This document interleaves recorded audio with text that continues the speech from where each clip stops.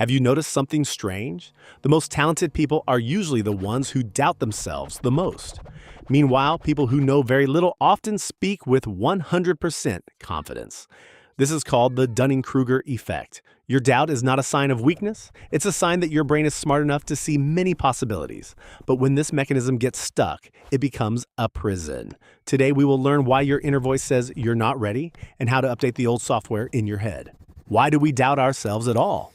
Let's go back 50,000 years. For your ancestors, being too confident was dangerous. If a caveman said, "I'm 100% sure this lion won't eat me," well, he didn't live very long. Doubt was a survival system. It forced you to check your food and your safety. Your brain doesn't want you to be a superstar. It just wants you to stay alive. Today, there are no lions, but your brain thinks a public speech or a new job is a predator. Your doubt is just an old instinct trying to protect you too much. Imagine your self-doubt is an antivirus program installed when you were a child. Teachers, parents, or early failures wrote a code. Be careful, don't stand out, you are too young. The problem is, you grew up, but the software never updated. You are trying to run a modern program like Build a Career on an operating system from 2010. Your doubts are just old notifications. You are not the notification. You are the user who can click Ignore or Delete. We often wait for doubt to disappear before we start. We think, "I'll do it when I feel confident." But that's a trap. Confidence is not the cause of action. It is the result.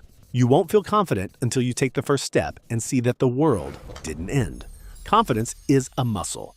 It only grows when you lift the weight of your fears. We are the first generation in history that compares our behind the scenes with everyone else's highlight reel. You see your own failure at 8 a.m. when you are tired. At the same time, you see someone on Instagram on a beach. Your brain says, "They are confident, but I'm not." But the truth is, behind every perfect photo, there is the same doubt. We live in an era of fake confidence, where doubt is seen as a disease. But really, it's just a natural part of growing. How do we live with this? Try the roommate technique.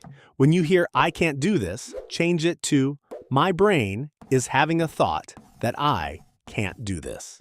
Give your doubt a funny name. Let's call him Grumpy Dave. When you feel nervous, say, "Oh, Grumpy Dave is giving advice again. Thanks, Dave, but I'm going to do it anyway." This separates you from your fear. You are the pilot. The doubt is just a noisy passenger. Doubt will never fully disappear. Every time you reach a new level in life, it will be there. No, now you know. It's not a stop sign. It's just the noise of an old engine.